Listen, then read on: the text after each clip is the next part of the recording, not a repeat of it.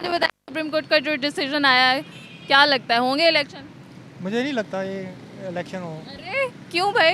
ये डिसीजन इन्होंने जो जब तक हुकूमत नहीं चाहेगी तब तक मुझे नहीं लगता अगर इलेक्शन करे हैं, क्योंकि हुकूमत का जब तक इन्होंने जैसा पहले भी इन्होंने सुप्रीम कोर्ट ने कहा था कि 30 अप्रैल को करने हैं अपने इलेक्शन, डेट उन्होंने नहीं माना हुकूमत ने। तो इसी तरह अभी ये दोबारा इन्होंने फिर इलेक्शन की तारीख दिया, जब हुकूमत अगर कहती है नहीं कराने इलेक्शन या फिर आगे एक्सटेंड कर देंगे।